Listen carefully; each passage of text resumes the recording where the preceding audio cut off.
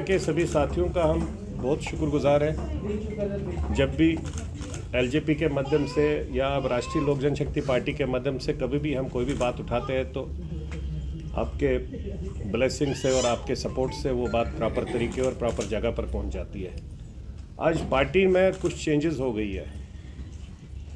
Party में हम लोगों ने मनोज पाड़ा जी को, जो पार्टी में ऑलरेडी स्टेट जनरल सेक्रेटरी थे, इनको हमने पार्टी में स्टेट जनरल सेक्रेटरी के साथ में एडिशनल वर्किंग प्रेसिडेंट का और ये दिया है साथ में काम करने के लिए। और साथ में निशा जी है, उनको पार्टी में वुमेन्स विंग में वो अनीता जी बताएगी। रिसेंटली कुछ 2-3 इश्यूज हो गए डीलिमिटेशन के मुद्दे पर।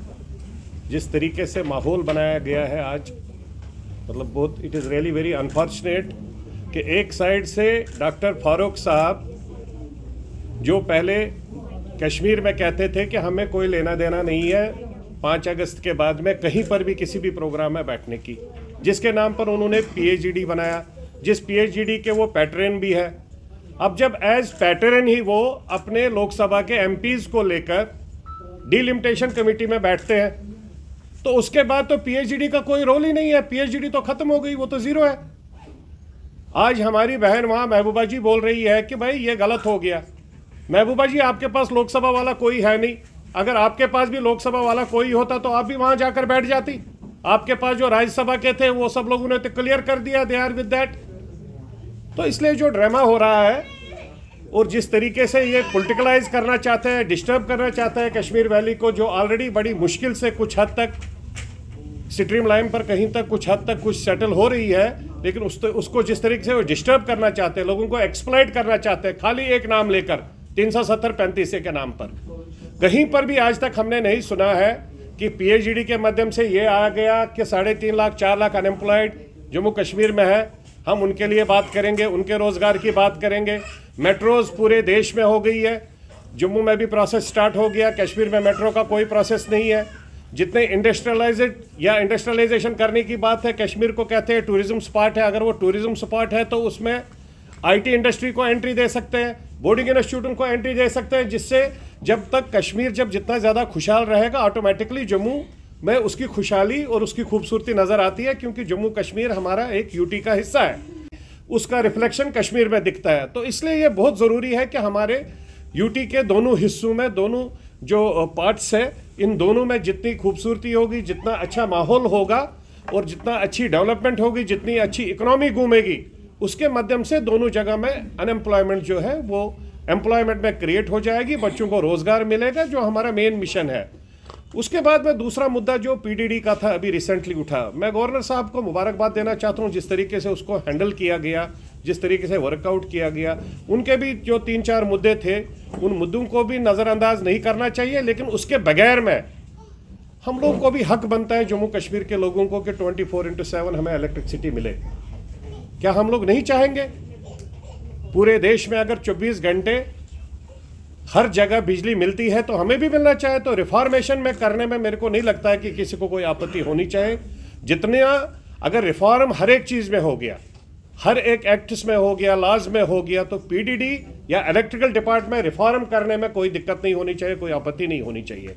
दूसरी बात, अगर आप देखेंगे इसमें कोई मतलब कोई ऐसी बात है नहीं, जो सोर्सेज के थ्रू हमें भी पता लग रहा है कि ग्राउंड जीरो पर एक दूसरा सेक्शन जो पीडीडी में काम कर रहा है, जहां पर बिजली का पेमेंट रेवेन्यू जो जाना चाहिए वो नहीं जाता है बिल के माध्यम से। अगर जाता है तो 10-50 रुपए जाता है, लेकिन वो लाइन जो डायरेक्ट लगती है, अगर आप 20% लोग को भी जम्मू कश्मीर में लेंगे, मैं खाली कश्मीर की बात नहीं कर रहा हूं, ये सर्दियों में कश्मीर में भी होता है और गर्मियों में जम्मू में भी होता है। अगर ये 20% लेंगे, 1,60,000 लोग हम जम्मू कश्मीर में है, 20% होते हैं 32 लाख लोग।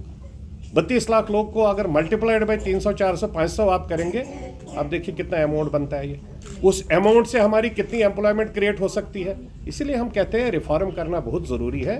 रिफॉर्मेशन के साथ जो परसों एलजी साहब ने लास्ट में जो स्पीच दे दिया, we are with that, we support that, just for the sake of this thing.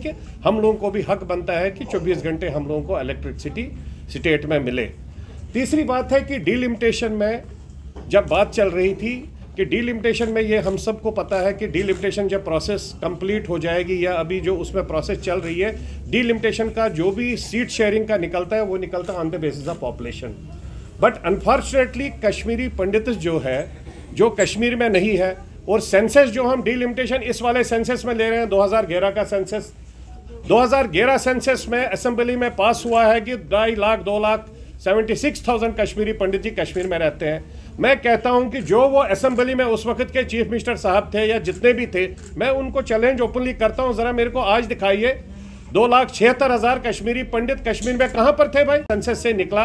अब हम उसमें यह भी रिक्वेस्ट करते हैं गवर्नमेंट ऑफ इंडिया को और डीलिमिटेशन कमेटी को, on the basis of religion कभी भी डीलिमिटेशन कमेटी प्रेफरेंस नहीं देती है, लेकिन जहां पर हम देखते हैं माइनॉरिटीज़ है, चाहे सरदार भाई माइनॉरिटीज़ है कश्मीर में या कश्मीरी पंडित है, जो लोग पूरे इग्नोर हो रहे हैं इस डीलिमिटेशन जो अभी तक इसका प्रोसेस आया है, तो हम लोग रिक्वेस्ट कर रहे हैं ऑनरेबल होम मिनिस्टर साहब से, ऑनरेबल पीएम से कि इनको इग्नोर ना किए till we go back to Kashmir, till we go back to Kashmir. तब तक कम से कम हमें एक स्पेशल स्टेटस बना के 2 सीटें कश्मीरी पंडितों को एज पर दियर पॉपुलेशन, जो 4.5-5 लाख कश्मीरी पंडित है, और सरदार भाई जो 1 लाख से प्लस है, उनको कम से कम 1 सीट दी जाए, जिससे रिप्रेजेंटेशन असेंबली में अगर इलेक्शन होंगे उसमें उनको रिप्रेजेंटेशन मिले, जिससे वो वहाँ पर हम अपनी बात कह सकते हैं किसी के क्या इश्यूज़ है। तो वो इसमें कोई शक नहीं है, जब कोई कम्युनिटी के लोगों को अगर वहाँ रिप्रेजेंटेशन मिलती है, they try their level best to represent their communities. ये संजय जी, जिस प्रकार के आपने बात की कश्मीर